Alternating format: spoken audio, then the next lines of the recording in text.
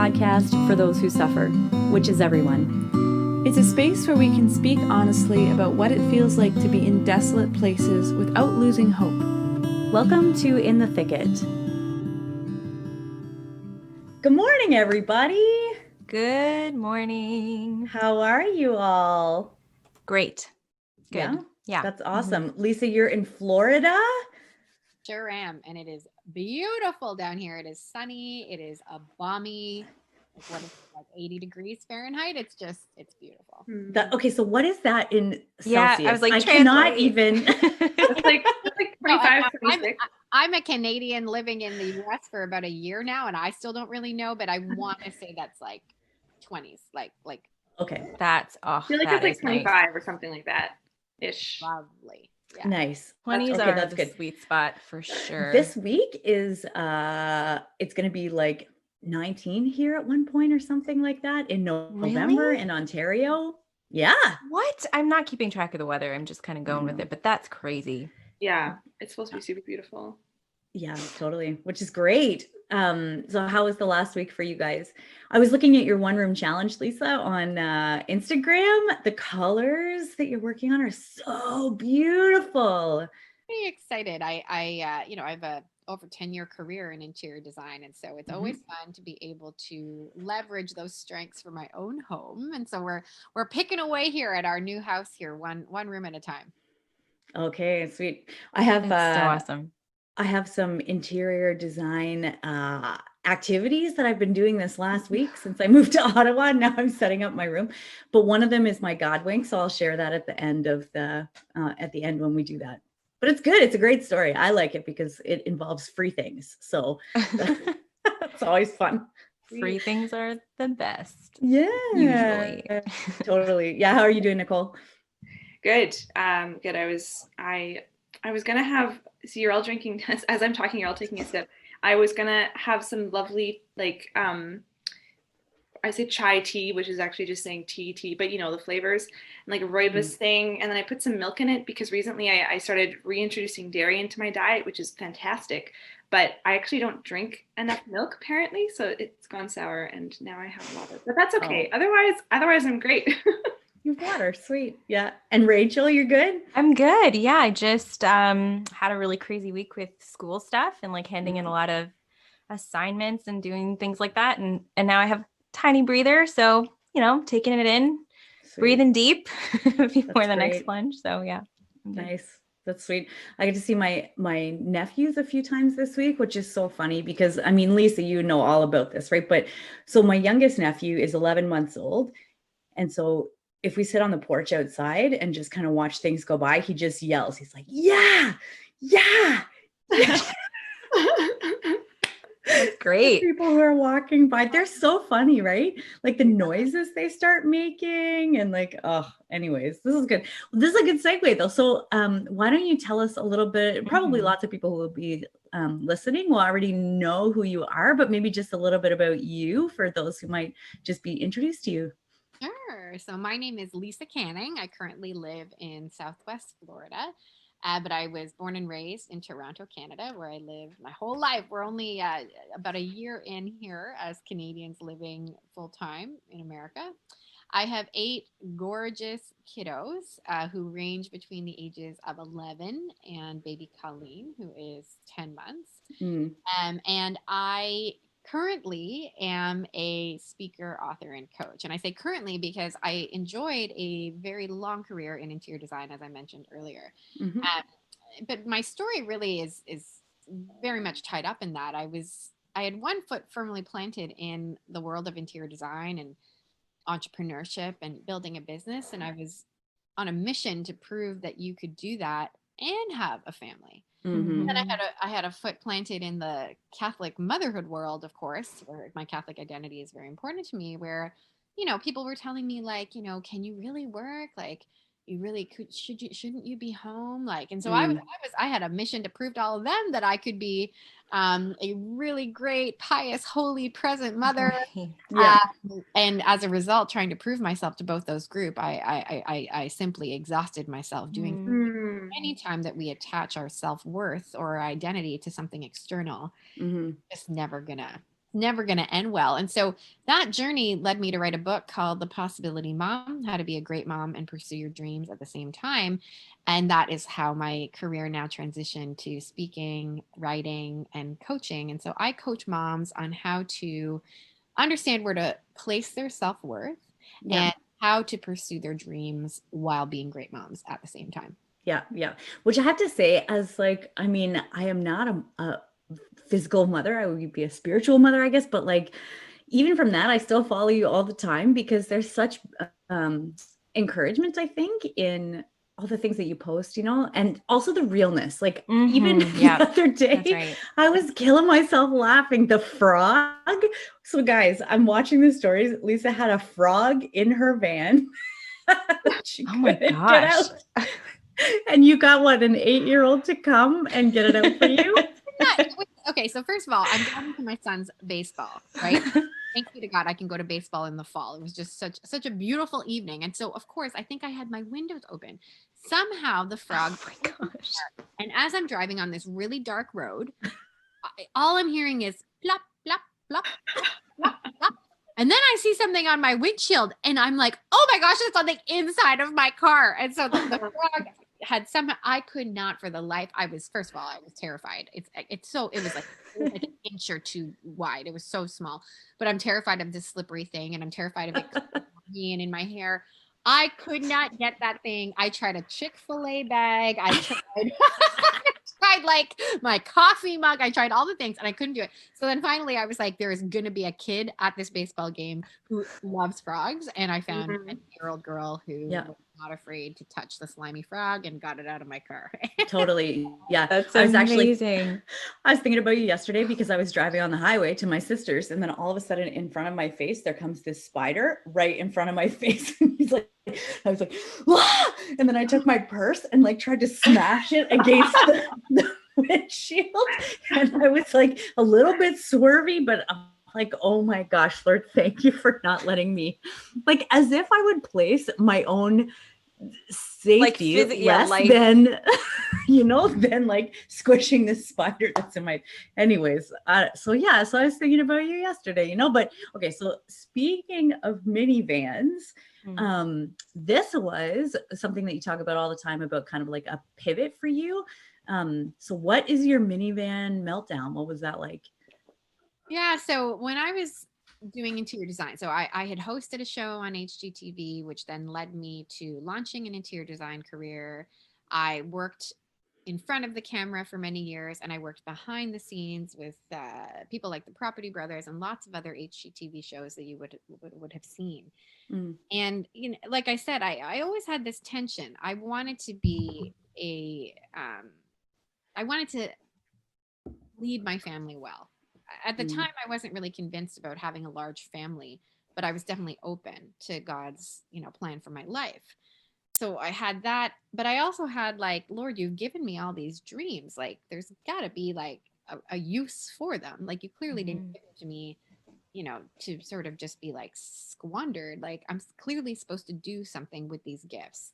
But that tension was a really, really difficult one. And that tension brought me just 7 days out of hospital with a brand new baby girl, my 4th baby in 5 years, to a construction site. And I remember I was bringing her in, and I'll never forget the look on the faces of the trades who were there. They were all like, what are you doing? Like, literally. Like, and the gosh darn honest truth about it was that no one told me to be there. It was my own internal pressure that I had placed on myself, that this is what success looks like. Like, this is just what you do. You go back to work after you have a baby. You don't have a great marriage. You never see your children, and you basically sacrifice your health and your well-being in exchange for commercial success. And that was the realization I had in my minivan, that my priorities were so out of whack. And it was on that day that I just said, like, Lord, there has got to be another way. And that's what changed everything. From that point on, I started this journey that has now led me to where I am now, which is a life with a lot more freedom, a life where guilt is not the prevailing feeling over, all of my decisions, and where I'm still able to use my gifts, but also be present to my family, invest in my own health, and really live a life that feels a lot more whole. Yeah. Yeah. And I think like when I'm picturing you in the minivan, I don't know if people do that. Do you guys form pictures in your head when you're thinking about scenarios that people are going through? Yeah, you Yeah. do. Okay. Like, what was that like for you? And kind of in that moment, Lisa, especially even with the Lord, like because we're talking specifically about like suffering, and that suffering that you were experiencing was like a real thing that was leading you to a greater freedom. But what was that like for you? I don't think anybody likes the feeling of being trapped. Yeah. But that's how I felt. I felt trapped in my business, so to speak, where I just was like, well, this is what you signed up for. Yeah. Let's just sign up and do it. And in some regards, I felt trapped in my family because, I hate to be so vulnerable, but the truth is that I felt there was definitely a time when I felt like children were an impediment to success. And that is where I found myself on that day. Like, I don't think you desire this for my life, Lord.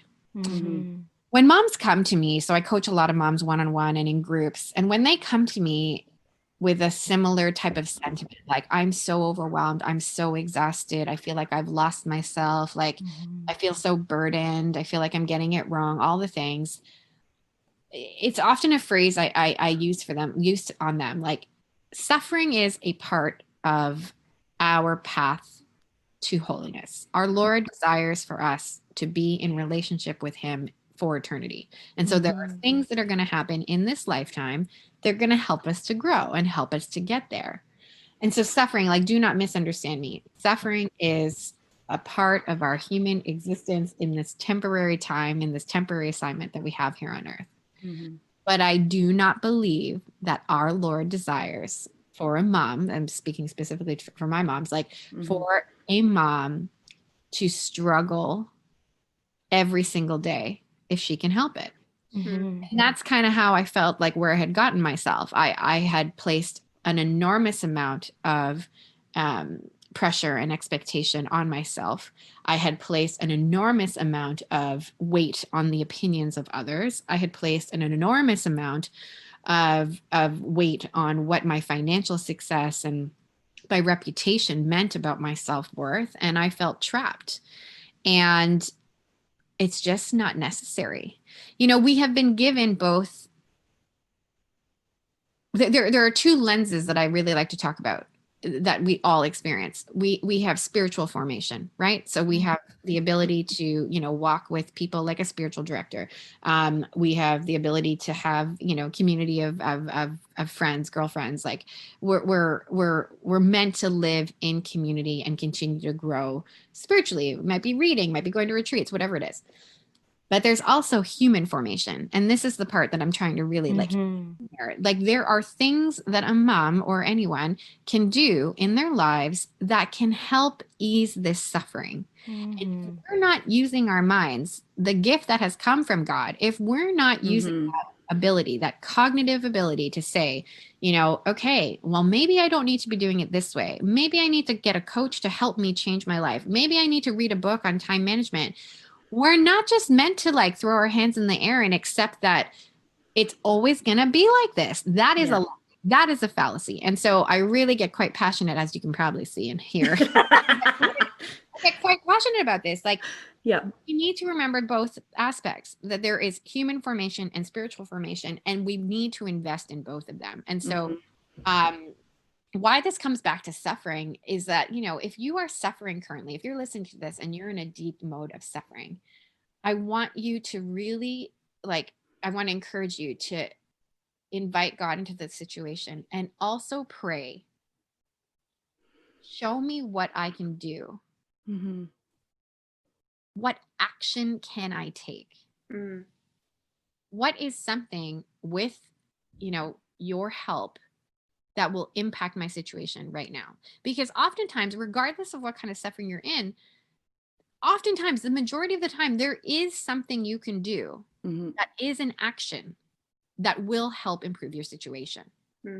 Yeah. And so I do think that these two sort of like human and the spiritual need to be considered very, my spiritual director often says like, Lisa, I don't think you have a spiritual problem right now. He'll be like, this is a human problem. Like, he's like, you're tired. Like you're over spiritualizing that you're tired, I'll say something like, why don't I trust the Lord more? Like, blah, blah, blah. And he's like, honestly, I think you're just tired. Yeah. But I do think that there is a very, we have to, pay attention to both these things in concert. But to answer your original question, what it felt like, what the suffering felt like was that I was trapped. Yeah. I feel like that's so, like you naming that, I feel trapped in my job and I feel trapped in my family. And like how difficult it is to kind of admit, like, or like you're saying, even like, I hate to be so vulnerable, but this is kind of how I felt, right? And yet that became the springboard to action and change, right? And I'm just imagining like, okay, how many of us are in some sort of situation in our lives, and we need to just take a second and say, okay, what do I actually feel like? What, like, do I feel trapped? Do I feel, or whatever it might be, but to name that, because and even if it's something that we're like, oh, I'm so embarrassed that this is what I'm, that I got myself into this, or whatever the feeling is, but just to name that, because then once you know what you're dealing with, now you can think, okay, what is the action I need to take? But I think that's a really difficult and vulnerable thing to do, but I think that that's a really beautiful thing as well, is to kind of take our suffering and face it head on, which sounds like what you had the grace to do in that moment. And action breeds clarity. Like, I think that's just a very important thing to talk about here, that we might not be clear. So you might not know that that's the feeling you have, but the more you explore, the more you talk to other people, the more you read books, the more you take it to prayer, you will get an answer eventually that will lead you to that clarity. One of the reasons why I love group coaching. So I do coaching often. And I used to be like, oh, poo, like, I don't want group coaching. Like, I just want to like talk directly. Like, that's like, I can't, it's a waste of time to be in a group. But the beautiful thing I've seen in groups, and why I'm so passionate about them, is that there is so much power when somebody else says something that you have always felt and thought, but you had never been able to find words for. Yes. And this is the power of community. This is the power of being vulnerable in community, and how the Holy Spirit works. And so, I think it's very important that you can gain clarity.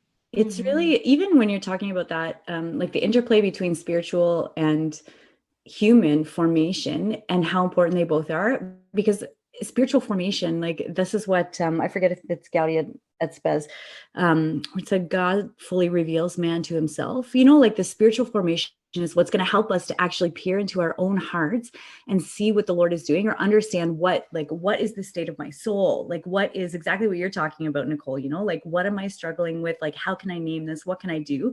But then the human formation is what's going to be like helping provide a platform for the Lord's grace to work in, to get us kind of moving forward from that situation, or to be propelled in whatever direction the Lord is calling us to move into, like if I have zero skills with planning, if I have zero skills with time management, if I have zero skills with other people, if I have zero, like the more that I can actually also grow in those things, the more a greater platform the Lord will have to be able to kind of bring me forward from that, or to use that suffering for his good, Not that we have to be good with everything, but it's like, but it is something that we need to do, is be growing as a human being.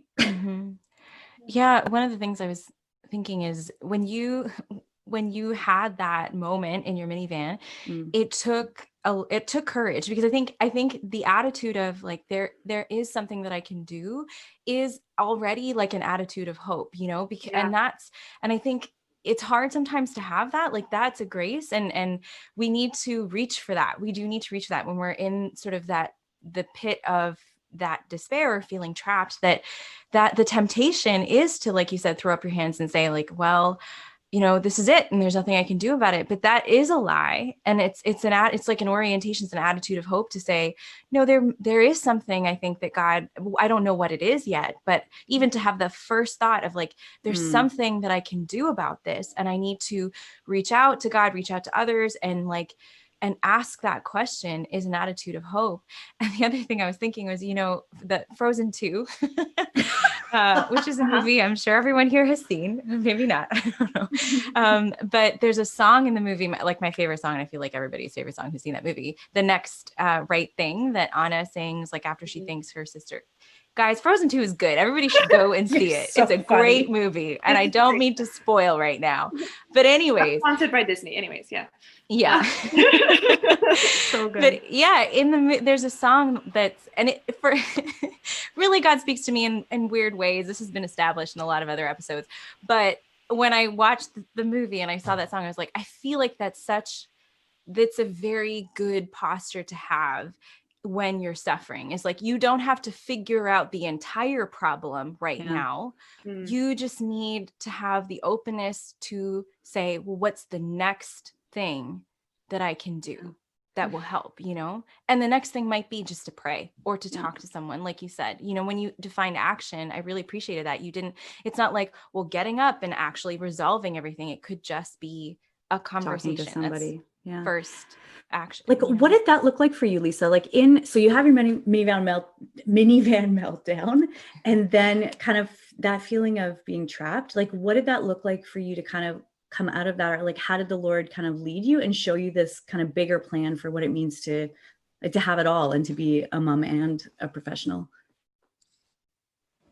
Yeah, I would say one of the first things that I did prior to or post my minivan meltdown was I established boundaries. And I established boundaries in my calendar. And that was the first major change. I realized so even prior to that, so what it really looked like was I Googled everything I could, literally. I was like, okay, I'm going to figure this out.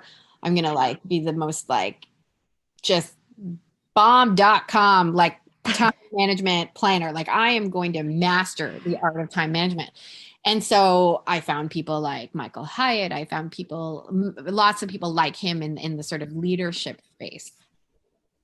And so I started doing things like, okay, well, I'm going to be at my kids' school by 3 p.m. 3 times a week. I will personally be the person to pick up my kids from school, non-negotiable. So what did that mean? That meant that I had to back my calendar up and say well, I can't take a meeting post all those kinds of things. But the thing that fueled that, or the thing that was really revealed to me in that conversation, that whole concept of creating boundaries, was that I realized that if you were to look at my calendar in the time of my minivan meltdown,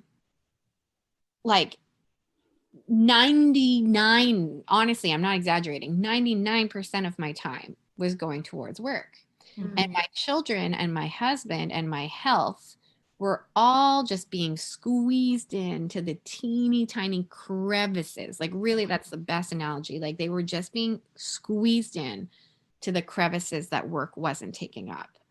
And I think that's the heart. Time management to me is not about doing things faster or finding hacks, although obviously those things are helpful.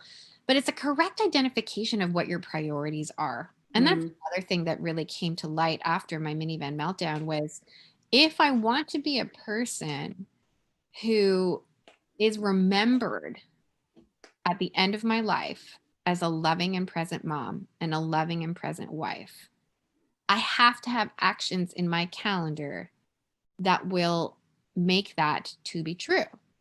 And that's it. It's that simple. And so, yeah, that's what it started to look like, realizing that if I didn't have these things in my calendar, there was no way that I was going to be remembered in that kind of light. And this goes for anything and everything. You want to be a person who's fit? Well, what kind of actions will make that true? You want to make $1 million in your business? Well, what are going to be the actions to make that true? You want to have a holy and peaceful interior life? Well, what are the actions that are going to make that true? And that's it. Yeah, I really love that, because you said earlier, you were talking about how there was a lot of external, things that you were trying to live up to externally, right? And that was creating a lot of pressure. And so, and I think that's a really just normal human thing, right? Is trying to find our value in things outside of knowing that we're a son or daughter of God, right? But sometimes this sort of I don't know, the idea that I maybe have is that, okay, well, I have to get my sense of who I am as a daughter of God in order, and then everything else will figure itself out. Which sure may be true, but what you're saying is like, okay, well, it doesn't have to be this sort of, you don't have to have everything perfect in your mind first. You can just start to act rightly, in concrete ways. Like you're saying, well, I want to be, I I'm part of my vocation is being a mom and a wife. And so what does that actually look like in practically in my calendar, and making those changes, right? Because I think that, talking about the sort of the spiritual human, um, interplay, right? I think this can be a temptation to over spiritualize things like, oh, well, I need perfect healing in this area of my life in order to then act perfectly. It's like, well, no, no, no. Like you can actually just start to act in the right ways, and then that can start to bring everything else, in behind it. So I think that's really, something that's really powerful that you're saying. But what you're hitting on, Nicole, I think is having a vision. Mm-hmm. And not that you have to have it completely figured out, or totally crystal clear, but when we don't have a vision for where we want to go in anything, it can be challenging to get there. So let's just bring it to interior design. So we built the home that I'm sitting in. There were plans. We had to decide, okay, we want a bathroom here. We want a door here. We want windows. We want, this kind of carpet, this kind of paint on the wall. Everything was decided in advance before the home was built. Now, did we make any changes to the house plan? We personally didn't, but when I was doing this for a living and guiding other people through it, sometimes you would change course. You would say, you know what? I actually think it would be really helpful if we had, built-ins here. So that might modify the plan, but you're continuing to move forward. When you say, I'm just going to build a house and figure it out as I go, I can just tell you right now, it's expensive. It's frustrating. It impacts the timeline. And I just think, we see in nature, in creation, we learn a lot about God, right? We learn that God is a designer. We learn, I'm always fascinated about bees or other insects that have such intelligence. For example, fire ants. Oh my word. If you come to beware of fire ants. But it's a fascinating thing. They all bite together. So when they attack you, it's really sad. When they attack you, they have some kind of neuroconnectivity. I don't know what it is. I don't know. Don't ask me to explain that. But they all know to bite in unison.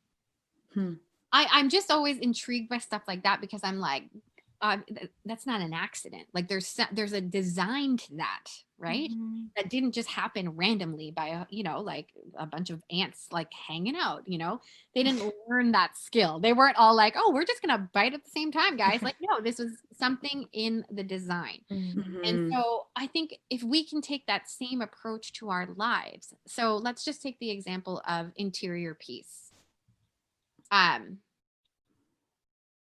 What does that look like? Describe it. Paint the picture of someone who is peaceful. How do you act with people if you're peaceful? What kind of person are you when you enter a room when you are peaceful?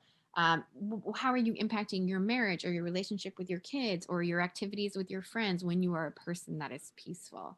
Mm-hmm. And then begin to do work backwards. What kinds of things would I need to do in order to become that person?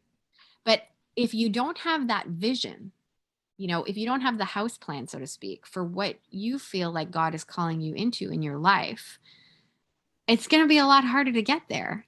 We don't get places by being aimless. Mm-hmm. Yeah. Mm-hmm. I have a lot of friends who are in Opus Dei and use the phrase plan of life. What is a plan of life? If you're listening and you don't know, essentially it's like a schedule. It's at 8 a.m. I go to daily mass. At 9 a.m. I might go to the gym. At 10 a.m. I might sit down to work. At 12 I might pray the Angelus, et cetera, et cetera, et cetera. And you're actually following it. So you're kind of like monastic bells. You are following the bells that you have decided given your state in life. Aaron's life is going to look really different as a single person than mine, but you're following this plan. And that's what I mean by casting vision. Like, if you want to be a person who has holy habits, well, we got to actually do things. If you want to be a person who contributes to your society in a great way, well, we got to do things. And developing this vision for where you want to go is really an essential part of this conversation. I love that, because even right now, like for me, there's been a lot of transitions. Like I've moved from my job at Newman. I'm here, working on my health stuff or whatever. And I'm finding myself in that gap right now where I'm like, what the heck do I do with my time? Especially because it's, it is variable sometimes because of health, depends on what I'm, but I find that super helpful. And it's making me think a lot even of theology of the body. Like John Paul II talks about placing ourselves in the character of a truthful sign, like using our bodies to visually reveal what is true about ourselves and God, right? So like, if I'm using my body, so an example that, Father Kevin, who taught me this class, uses is like, if there's a guy who's struggling with a porn addiction and in a time where he's very, very tempted, then placing his body in the character of a truthful sign would look like kneeling in front of a crucifix, because that is the reality of who he is in front of before Christ, right? Or like what Christ has done for, like doing with your body what that is. So I think that's a really beautiful thing to think about. Like what, even just image, like what are you drawing me to in my life right now, Lord? And what does that look like physical, like with my body? How can I place myself in that so that even if I don't feel like, even if I'm not there, like even if my mind and my emotions and things are just catching up, like at least my body is physically in that space to allow the Lord's grace to kind of work in that, Yeah, I'd love to share a story if you don't mind. Yeah. So I run a workshop called Future Full of Hope. It's a vision board workshop where I describe the process of how do you design your life? Like if you have no idea what you want in this, how do you do it? And it's interesting because the last time I teach it live, and so there's always something different that comes out every time. And this particular time, I had a slide of a girl going like this, just like arms out, like face in the sunshine, and like, to me, that's freedom. This is like the opposite of suffering. And I personally think, and I've gotten to know the work of Dr. Greg Bottaro in Catholic. Oh yeah. To me, this position is also very childlike. I can think of my toddlers, my young kids, when they like go out in the rain, for example, they're so happy to just be like, hey, like, and like run in the plane. Or, I watch my daughter, particularly Phoebe, who's 2, the way she runs without abandon. Like, it's just like run. And Dr. Greg talks about this quite a bit in his work, that's kind of what we're trying to return to. He has an exercise where every morning he goes outside barefoot and he just like stands there for a moment, feeling very present, the way that his children, play with boxes and play with, find bugs in the ground, like, and they're just present in that moment. And I think we lose that a lot as we, journey through life and adulthood. And then, add to that the stuff that we know about neuroscience, where we also are journeying through life with a bunch of baggage that we don't even know we're carrying, Yeah. Many of our actions are motivated by this 95% that is in our subconscious. Like we aren't even aware. And that was what was happening with me, with this feeling of needing to prove myself to the world, to both camps, to all the people.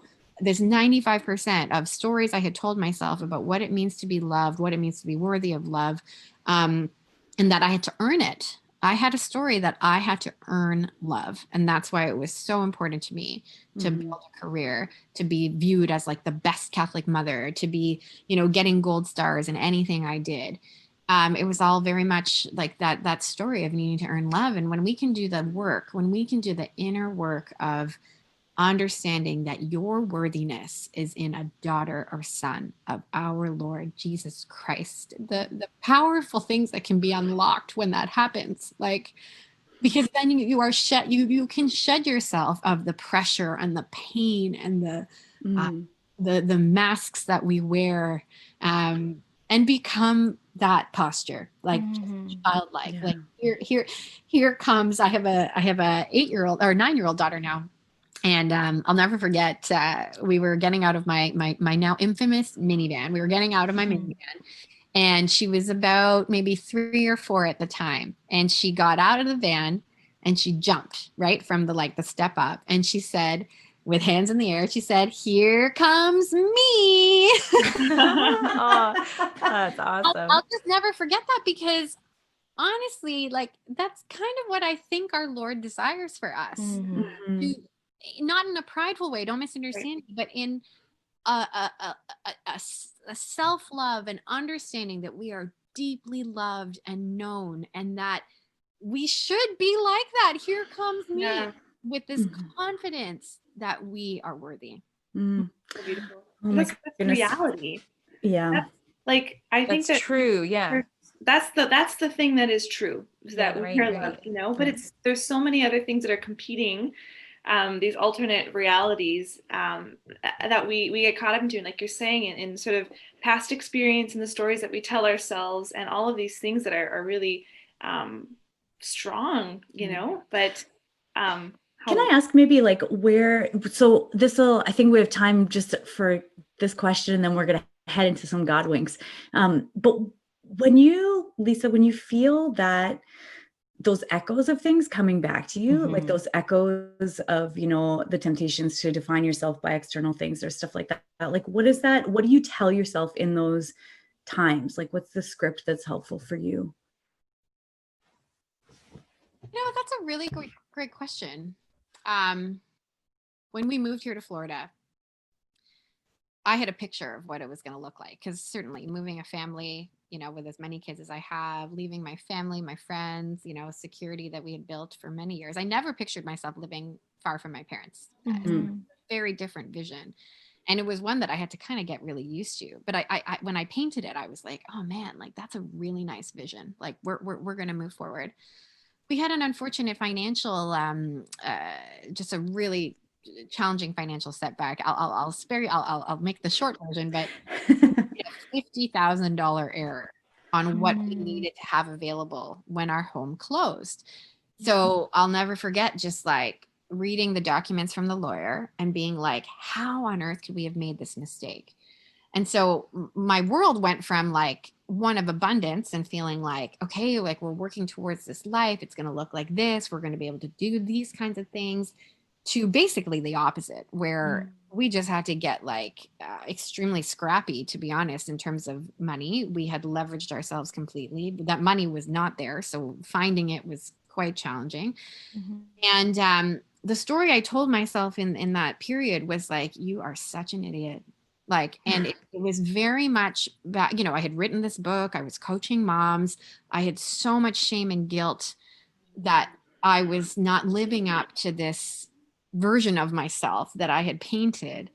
And I felt like such a failure. And so the phrase in my head at that time, to go back to your initial question, Erin, was, I didn't have the scripts. Like, I was all the lies I had, you know, worked so hard to, you know, heal from, we're all coming back with full force. You know, you know, you are not worthy if your life doesn't look like blank, or if you don't have money in the bank. And of course, there's a reality with feeding your family and all those kinds of things that also went into play here. So anyways, it was a very challenging time. But what got me out of it was that I'm a woman of solution, and that with God's grace, I can do anything.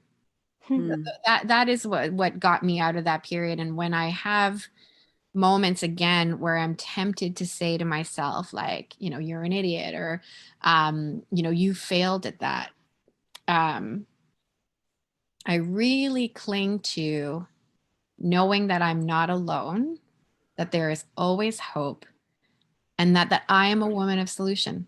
So that it doesn't matter just like how bad a situation might, you know, be, that there's something I can do to improve things. And now again, I always like to make this caveat, because I can hear my spiritual director's voice in my head. Like, it doesn't mean that it's going to turn out the way you think. It doesn't. It may not, you know, I have a lot of challenge with control, with being in control. I ask him all the time, I'm like, will I ever be healed of this? Like, will I ever get to a place where something happens and I don't like knee jerk react to it internally? And he was like, you might not in this lifetime. But again, what does our Lord want? To be with you forever. And so, yeah. Yeah. That's so beautiful. I think, oh my goodness. sorry, I know we're you know, getting That's to okay. God You soon. go. I think that when we experience failure, right, that really, that's really the time when that's sort of the test of like, well, is our identity really in our relationship with God and the fact that we are loved? And because it happens all the time, like for all of us, like you build that up, but then you get into a comfortable place, you get into a good space externally, and then your security starts without even you knowing it to sort of feed into those external things. And so like when you hit a snag or you hit sort of a failure, it's really like, well, no, hold on. I'm grateful for all the good things. I'm grateful for the external successes and all of that. And I want that. And hopefully that will continue. But it's not ever about, those are never me. I'm never that. I really am at my core loved by God, like you said, not alone. And because of that, I fear no failure. You know what I mean? Like failure does not get the last say, because I was never about, like, I'm not about success or failure. I'm about being loved and a child of God.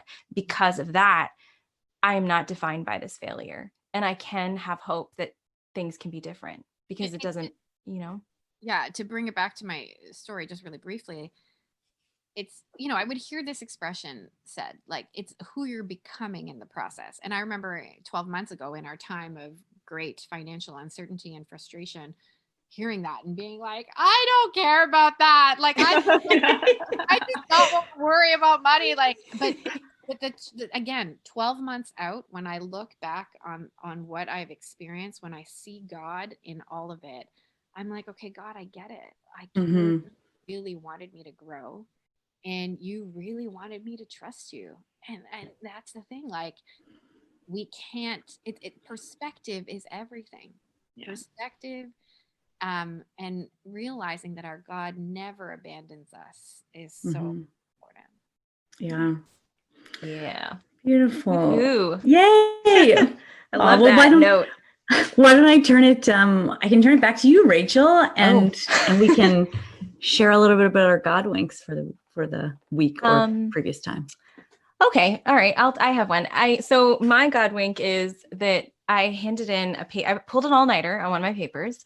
I mean, I was working on it more than just that one night, but then I was like, oh, it's not happening. It's not getting done. We're going to have to do this all night. So I was up all night writing this paper, and then it was due like let's say like the Friday, and actually I handed it in. I was like, I'm going to hand it in by midnight. And then it turned out being like more like in the morning, in the AM, that it was handed in. And I wrote to my professor, and I was like, you know, it's a day late, so I'll take it. Whatever the penalty is, I'll take it. My professor was like, so good.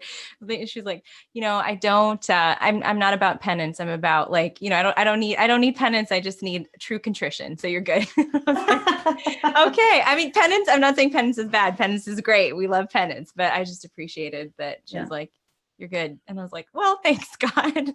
That's cool. You know, it was one of those moments. So yeah. Sweet. Yeah. How about you, Nicole? What's yours? Yeah, well, I'm the one that's coming to mind is not one from this week, actually. It's from back in the summer. And I was very, very tired. I was going through some kind of fatigue stuff, and in the summer. And so I was at a training at the Newman Center, and I was there for the morning, and then just realized halfway through the day, like, okay, my body's telling me that I'm done for the day and I need to go home. And I was also out of groceries, and I was just feeling too exhausted to go to the grocery store, and just kind of not really sure what to do. So anyways, I was about to leave, and then Father Peter, he saw me. He's like, "Oh, are you leaving?"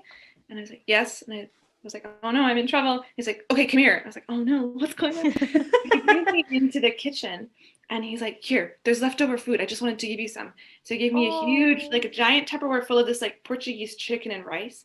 And then he goes to the freezer and he's like, oh, also there's these Italian meatballs that like I made and so I was just gonna give you. And he gave me like, I don't know, like 20 of these giant homemade amazing Italian frozen meatballs. Yeah. And that's basically fed me all week. And Yeah. I just remember feeling so grateful of like feeling exhausted and kind of alone and not sure what to do, and then being provided for with like meat, which is I like remember that. food group. So like you just walking out of the kitchen, you just got like bags of meat that you're carrying, and you were so happy. I'm like, I don't know that's so anybody who gets beautiful. that happy over bags of meat, you know? oh But hey, you know, but good. yeah, So, exactly. yeah, just Okay, remember so that. here's mine for the week. So if you're watching on YouTube, you can see behind me, there's a bed frame right there. So I needed to buy a bed frame and I ordered this lovely one in this kind of antique copper, whatever. So it came from Amazon, but it was the black one instead. And I was like, well, I need a bed to sleep on. So I'm just going to put it together and, you know, just whatever, Lord, like it's not that big a deal. Anyway, so I sent an email to Amazon though, and I was like, just so you know, I got the wrong order. I'm not going to take it apart because it's too much to take it apart and put together another one. And they were like, okay, no problem. We'll refund you. So they refunded me $150 for this bed frame that I do not have to give back. I am so happy for you. That's Lord, amazing. Lord. I know, right? I love that. Anyway, so that was like my like, oh Lord, you really are looking after me, you know? You're totally looking after me. Yeah. How about you, Lisa? Yeah, you know, I would say my God wink is also he really speaks to me in finances.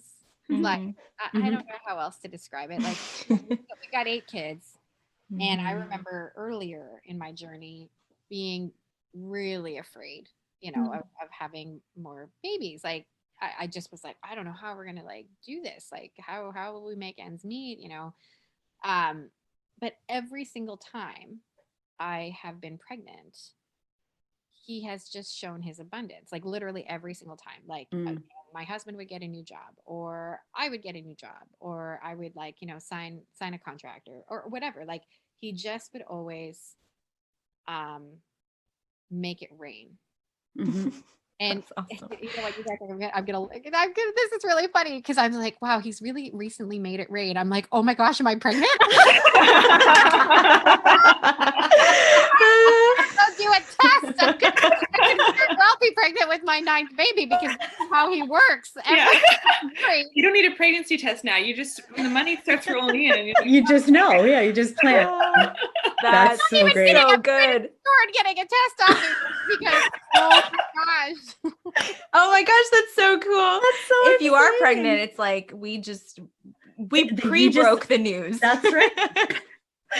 That's so great. Oh, I love that. That's so awesome. Oh my goodness. Okay, well, on that note, Lisa, amidst your busy schedule and all the stuff that you're doing, which is so beautiful and I know so life-giving for so many people, like thank you so much for taking the time to come today and to share with us so vulnerably and deeply. It's been a real gift. Definitely. Nice to hang out with you guys. Totally. And everybody should check out Lisa's on YouTube. Please, Actually, why don't you share with everybody kind of where they can find you? Yeah, sure. So Lisa Canning on Instagram is probably the place that I hang out the most. Mondays, I typically share a day in the life. So that's always highly good, highly entertaining. Yes. Frogs, etc. And then, I'm on YouTube, Lisa Canning, The Possibility Mom. You can hang out with me. I've got a Facebook group, The Possibility Mom Success Circle. And then you can learn all about my coaching and my book and other fun things at lisacanning.ca. Beautiful. We will definitely put those things in the show notes for everybody to look up. So thank you so much, ladies. Lovely to chat with you. Thanks, everybody We'll see you all listening. next week. Yeah. Bye. Bye. Thank you for joining us for this episode of In the Thicket. If you like what you hear, give us a rating and hit that subscribe button. We have new episodes every Monday with more stories and honest conversations about life when the going gets rough and the hope and humor amidst it all. We'd love for you to join our community on Instagram and Facebook at In the Thicket Podcast. While you're there, let us know how we can pray for you. God bless, and see you next week.